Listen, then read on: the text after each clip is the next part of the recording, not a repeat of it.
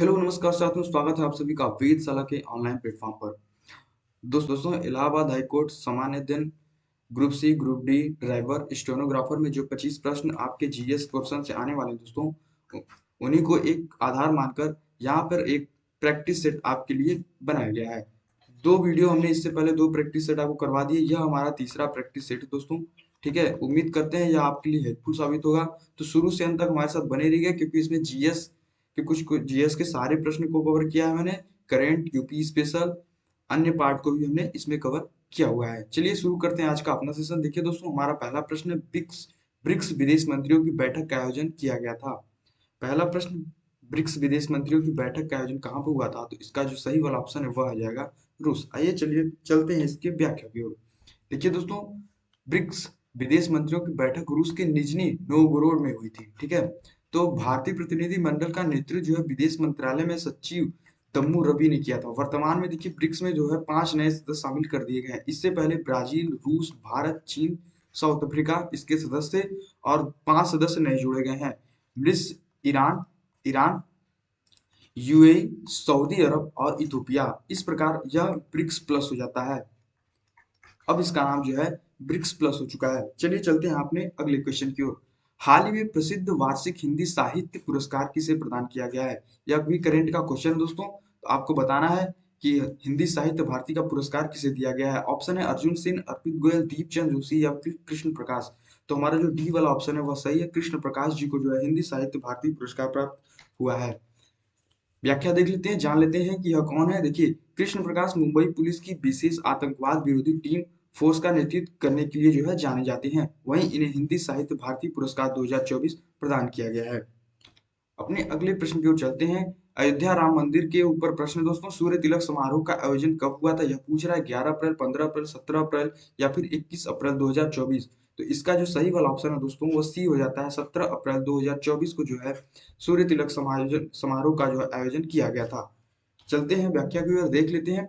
देखिए दोस्तों, 17 अप्रैल 2024 को रामनवमी के अवसर पर निर्मित राम मंदिर में 4 दर्पणों और 2 लेंसों के माध्यम से भगवान राम का सूर्य तिलक किया गया। ठीक है, इस कार्य में Indian institute of astrophysics Bengaluru ने महत्वपूर्ण भूमिका निभाई थी। इस बात का आप ध्यान रखेंगे। अपने अगले प्रश्न की ओर चलते हैं। चौथा प्रश्न है, विश्व डोपिंग रोधी एजेंसी के अनुसार दुनिया में सर्वाधिक डोपिंग के मामले में किस देश में देखे गए हैं? यानी कि जो विश्व डोपिंग रोधी एजेंसी है उसने यह बताया है कि सबसे ज्यादा डोपिंग किस देश में होते हैं। ठीक है, यह एक प्रकार का नशा है दोस्तों। जो स्पोर्ट्स के खिलाड़ी होते हैं वो उनके द्वारा डोपिंग जो है किया जाता है। तो सबसे ज्यादा जो मामले आए हैं दोस्तों वो भारत में देखने को मिले हैं। ठीक है, अपने इसकी व्याख्या की ओर चलते हैं। देखिए, विश्व डोपिंग रोधी एजेंसी के अनुसार दुनिया में सर्वाधिक डोपिंग के मामले जो है भारत में दर्ज किए गए हैं। किसी भी खेल प्रतिस्पर्धा में प्रदर्शन सुधारने के उद्देश्य से उत्तेजनावर्धक, उत्साहवर्धक दवाइयां का सेवन करना ही डोपिंग कहलाता है। ठीक है, विश्व डोपिंग एजेंसी का मुख्यालय कनाडा के मॉन्ट्रियल में स्थित है। तो आप सभी जान गए होंगे कि सबसे ज्यादा जो डोपिंग के मामले आए हैं वो हमारे भारत में आए हुए हैं। चलिए चलते हैं अपने अगले प्रश्न की ओर। दूसरा प्रश्न है, सरकारिया आयोग ने निम्नलिखित के संबंध में संस्तुतियां की थी। तो सरकारिया एक आयोग था दोस्तों, उसने किसके संबंध में अपनी संस्तुति प्रस्तुत की थी? तो ऑप्शन है प्रशासनिक सुधार, केंद्र राज्य संबंध, पंचायती या फिर नगरीय शासन। तो हमारा यहाँ पर बी वाला ऑप्शन बिल्कुल सही हो जाता है। केंद्र एवं राज्य के विषय में अपनी संस्तुति प्रस्तुत की थी। देखिए, केंद्र तथा राज्य के मध्य संबंधों तथा उनके बीच शक्तियों के वितरण बंटवारे पर विचार करने के लिए केंद्र सरकार ने वर्ष 1938 में न्यायमूर्ति रणजीत सिंह सरकारिया की अध्यक्षता में, ठीक है, एक आयोग गठित किया था। इस आयोग ने अपनी रिपोर्ट सन 1998 में प्रस्तुत की थी। इनके अन्य सदस्य बी शिवरामन व एस आर सिंह थे। ठीक है, तो जो सरकारिया समिति थी अपनी रिपोर्ट जो है केंद्र और राज्य सरकार के बीच शक्तियों के बंटवारे को लेकर प्रस्तुत की गई थी। अगला हमारा अगला प्रश्न है दोस्तों, नियंत्रक एवं महालेखा परीक्षक की टीका टिप्पणी पर उचित कार्रवाई करने की अंतिम जिम्मेदारी है किसकी? भारत के राष्ट्रपति की, सर्वोच्च न्यायालय की, संसद की, राष्ट्रीय विकास परिषद की। इसका जो सी वाला ऑप्शन दोस्तों सही हो जाता है, संसद की। चलिए आइए देख लेते हैं इसकी व्याख्या की ओर। नियंत्रक एवं महालेखा परीक्षक की टीका टिप्पणी पर उचित कार्यवाही करने की अंतिम जिम्मेदारी जो है दोस्तों संसद की होती है। ठीक है, सीएजी यानी कैग राष्ट्रपति को 3 लेखा परीक्षक प्रतिवेदन प्रस्तुत करता है। विनियोग लेखाओं पर लेखा परीक्षा रिपोर्ट, वित्तीय लेखाओं पर परीक्षा रिपोर्ट एवं सरकारी उपक्रमों पर लेखा परीक्षा रिपोर्ट। राष्ट्रपति जो है इस रिपोर्ट को संसद के दोनों सदनों के सभा पटल पर रखता है। इसके उपरांत लोक लेखा समिति इनकी जांच करती है और इसके निष्कर्षों से संसद को अवगत कराती है। तो हमारा प्रश्न था कि नियंत्रक एवं महालेखा परीक्षक की टीका टिप्पणी पर उचित कार्रवाई करने की अंतिम जिम्मेदारी किसकी होती है? तो ऑप्शन हो गया संसद की। अगले प्रश्न की ओर मूव करते हैं दोस्तों। भारतीय राज्यों में से किसकी सबसे लंबी तटरेखा है? सबसे लंबी तटरेखा वाला राज्य पूछ रहा है दोस्तों। आप सभी जानते हैं कि हमारा जो भारत देश का नक्शा है कुछ इस तरीके से है, ठीक है।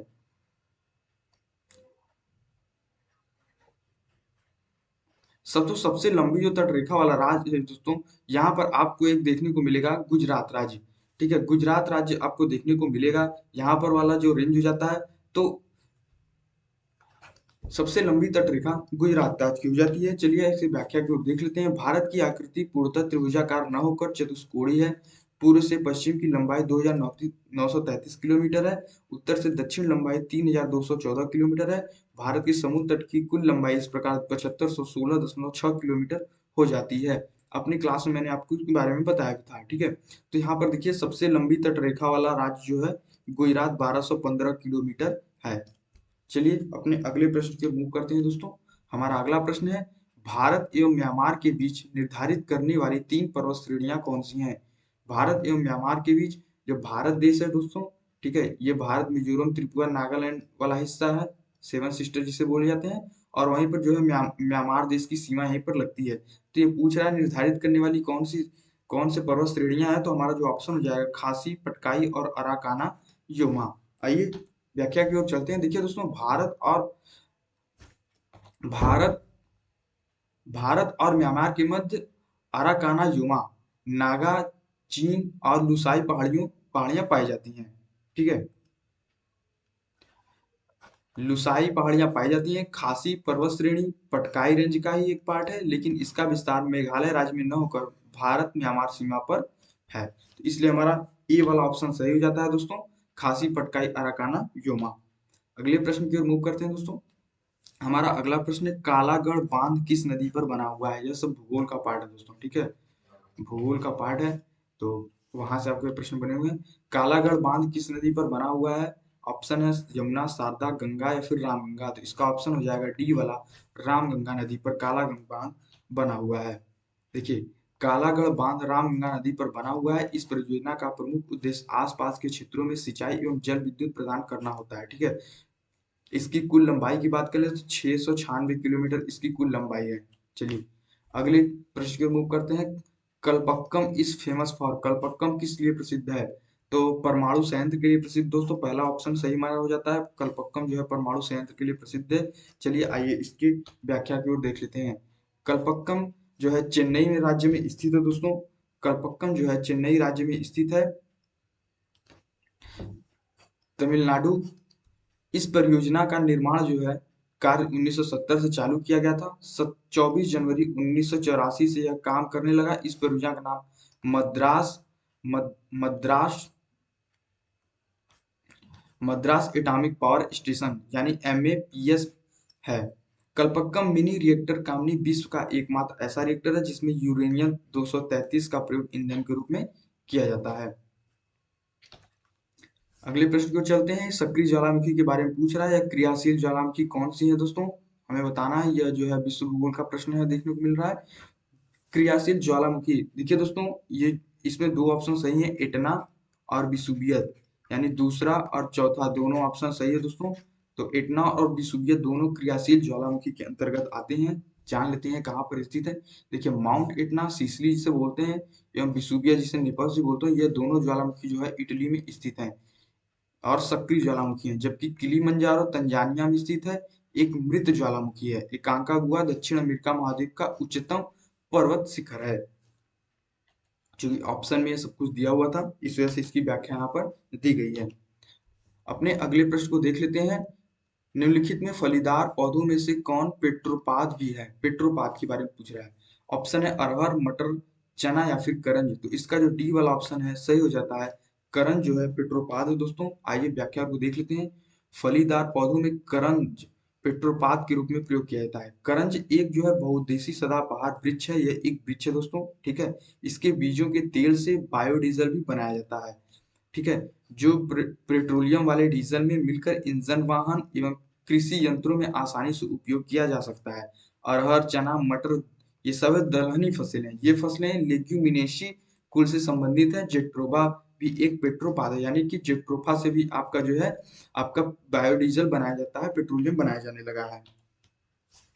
आइए देख लेते हैं, यह साइंस का प्रश्न है दोस्तों। पार्शिक मात्रक है। पार्शिक आप सभी जानते हैं, पार्शिक दूरी का मात्रक होता है, ठीक है।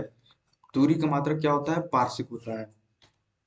चलिए, पार्शिक खगोलीय दूरी का सबसे बड़ा मात्रक है। पार्शिक जो है खगोलीय दूरी का सबसे बड़ा मात्रक है। वहीं समय का मात्रक सेकंड होता है, ऊर्जा का मात्रक जो है जूल होता है, और ताप का मात्रक जो है केल्विन होता है, आप सभी जानते हैं। चलिए अगले प्रश्न की ओर चलते हैं। धुआं किस प्रकार का मिश्रण है? यह सभी साइंस के क्वेश्चन है दोस्तों। धुआं किस प्रकार का मिश्रण है? गैस मिश्रित ठोस, गैस मिश्रित गैस, गैस मिश्रित द्रव, द्रव एवं ठोस मिश्रित गैस, ठीक है। तो धुआं जो है एक प्रकार का गैस मिश्रित ठोस है, ठीक है। गैस में मिला एक ठोस है, इसे धुआं का होता है।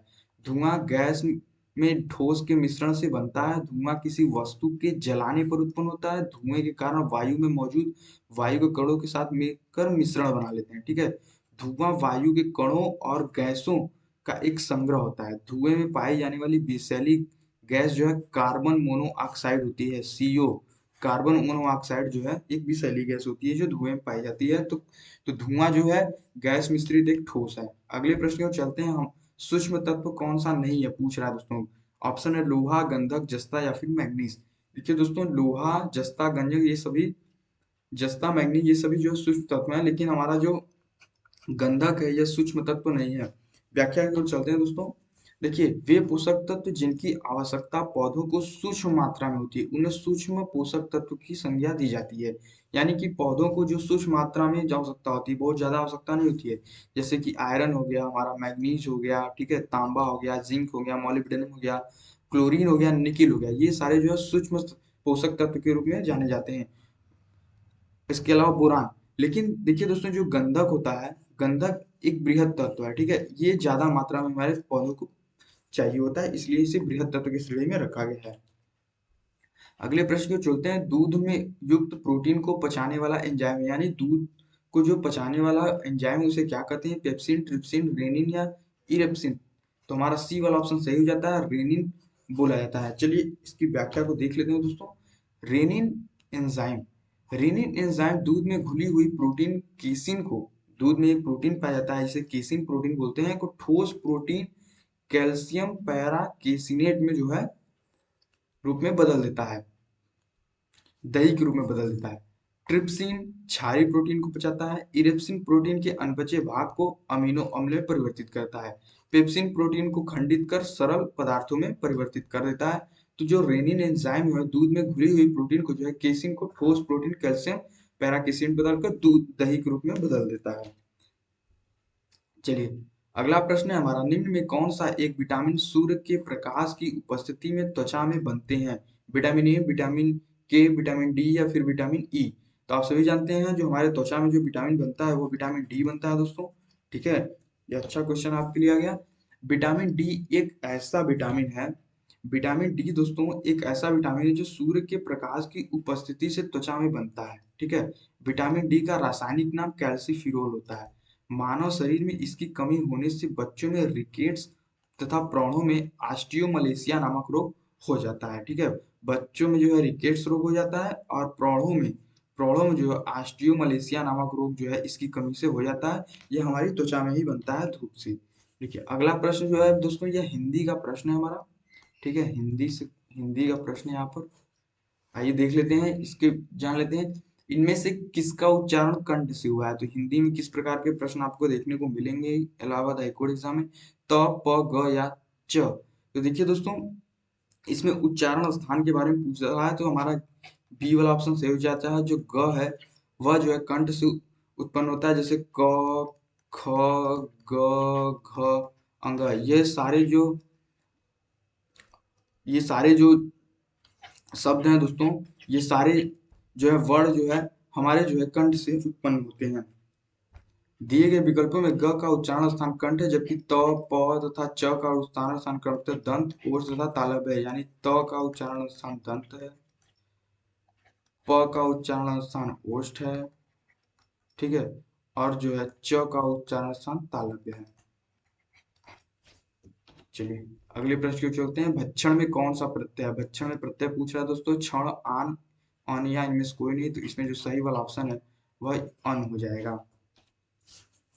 भक्षण स्वर में अन प्रत्यय का प्रयोग किया गया है। प्रत्यय वे शब्द दांश जो दूसरे शब्दों के अंत में जुड़कर अपने प्रतीक के अनुसार शब्द या के अर्थ में परिवर्तन कर देते हैं। या प्रत्यय के दो भेद होते हैं। चलिए, गीता ने कहानी लिखकर पुरस्कार प्राप्त किया, वाक्य किस प्रकार का है? ठीक है, गीता ने कहानी लिखकर पुरस्कार प्राप्त किया, तो यह एक दोस्तों सरल वाक्य है। ठीक है, ये एक प्रकार का सरल वाक्य है, संयुक्त एवं मिश्रित वाक्य नहीं है। देखिए, सरल वाक्य किसे कहते हैं? ऐसा वाक्य जिसमें एक ही क्रिया एवं एक ही कर्ता हो और उन वाक्यों का एक ही उद्देश्य हो, ऐसे वाक्य को सरल वाक्य कहते हैं। यानी एक क्रिया हो और उसका कर्ता भी एक ही हो और उसका उद्देश्य भी एक ही हो, वह सरल वाक्य हो जाता है। जैसे श्याम किताब पढ़ता है, यह एक प्रकार का सरल वाक्य है। अगले प्रश्न को चलते हैं। बिना पलक झपकाए के लिए एक शब्द, निष्पलक, निर्निमेष, निष्प्रिय या निर्विकार। देखिए दोस्तों, जो बिना पलक झपकाए के लिए जो शब्द होता है वो होता है निर्निमेष होता है। आइए जान लेते हैं निष्पलक को क्या कहते हैं। देखिए दोस्तों, बिना पलक झपकाए के निर्निमेष, इच्छा रहित, निष्प्रिय और विकार रहित निर्विकार। पंडित बिरजू महाराज, पंडित बिरजू महाराज के बारे में आपसे पूछा है दोस्तों कि पंडित बिरजू महाराज जो है निम्न में से कृत नृत्य शैली से संबंधित थे? चरकुला, भरतनाट्यम, कथक या फिर कथकली। तो पंडित बिरजू महाराज जो है दोस्तों हमारे यूपी से बिलोंग करते थे। ठीक है, तो यह यूपी स्पेशल से भी क्वेश्चन कह लीजिए हो सकता है। ठीक है, यूपी स्पेशल का प्रश्न है। तो जो पंडित बिरजू महाराज थे वह कथक से संबंधित थे, क्योंकि कथक का जो क्लासिकल डांस, कथक कहाँ का क्लासिकल डांस है दोस्तों? तो ये यूपी का क्लासिकल डांस है। चलिए आइए देख लेते हैं अन्य के बारे में।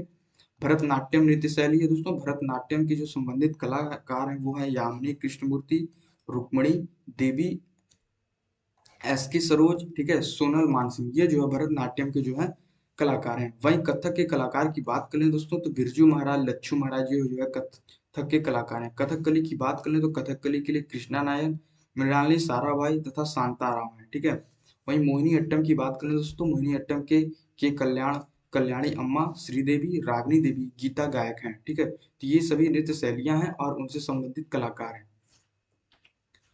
अगला प्रश्न देख ले दोस्तों। कौन सा यूएन संगठन अवैध तस्करी और नशीली दवाओं के दुरुपयोग से संबंधित है? तो यूएन का एक संगठन है, ठीक है, यूनाइटेड नेशन का एक ऑर्गेनाइजेशन है दोस्तों। वह जो है अवैध तस्करी और नशीली दवाओं के दुरुपयोग से संबंधित है, उस पर नजर रखता है। तो यूनिसेफ है, यूनेपा है, ठीक है, यूनोडीसी है, यूएनओडीसी है, यूनेप है, कौन सा है? तो इसमें जो बी वाला ऑप्शन है दोस्तों वह सही हो जाता है। चलिए देख लेते हैं। संयुक्त राष्ट्र ड्रग और अपराध कार्यालय यानी United Nation office on drugs and crime, UNODC, इसकी स्थापना वर्ष 1997 में United Nation international drug control programme के रूप में की गई थी। अगले प्रश्न को चलते हैं। हमारा ये जो है 25वां प्रश्न दोस्तों, ठीक है। हाल ही में उत्तर प्रदेश में बिठूर महोत्सव का आयोजन कहाँ पर किया गया था? तो हाल ही में उत्तर यूपी स्पेशल से भी है और यूपी का जो है करंट अफेयर भी है दोस्तों। यहाँ हाल ही में उत्तर प्रदेश में बिठूर महोत्सव का आयोजन कहाँ किया गया था? वाराणसी, कानपुर, लखनऊ या फिर प्रयागराज।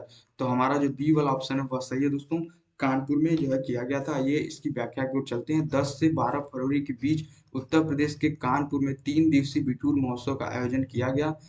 2017 से प्रतिवर्ष इस महोत्सव का आयोजन किया जाता है। ठीक है, इस महोत्सव के माध्यम से बिठूर के इतिहास एवं संस्कृति का प्रदर्शन किया जा रहा है। दोस्तों 25 प्रश्न हमारे पूरे हुए। ठीक है, यह जो है जीएस के क्वेश्चन थे, जिसमें से 5 जो है हमने हिंदी के प्रश्न आपको कराए। ठीक है, तो इस प्रकार 20 जो है जीएस के प्रश्न आपको हूबहू इसी पैटर्न पर आपको इलाहाबाद हाईकोर्ट में क्वेश्चन देखने को मिलेंगे, चाहे हिंदी हो चाहे जीएस हो। एक प्रश्न दोस्तों आपके लिए है, आपके लिए एक प्रश्न दोस्तों। 2024 में लॉन्च भारत की पहली एआई आधारित फिल्म का नाम क्या है? ठीक है, यह प्रश्न आप कमेंट बॉक्स में इस प्रश्न का जो है आप उत्तर देंगे दोस्तों। कमेंट बॉक्स में, कमेंट बॉक्स में इसका आंसर आप टाइप करेंगे कि अप्रैल 2024 में लॉन्च भारत की पहली एआई आधारित फिल्म कौन सी है। तो अगर आपको सेशन पसंद आया दोस्तों तो चैनल को सब्सक्राइब जरूर कर लीजिएगा, ठीक है? चैनल को सब्सक्राइब कर लीजिएगा और बेल आइकन प्रेस कर दीजिएगा अगर आप हमारे चैनल पर नए हैं। वीडियो को लाइक करके ज़्यादा से ज़्यादा दोस्तों के पास शेयर करिए और सपोर्ट बनाए रखिए। धन्यवाद।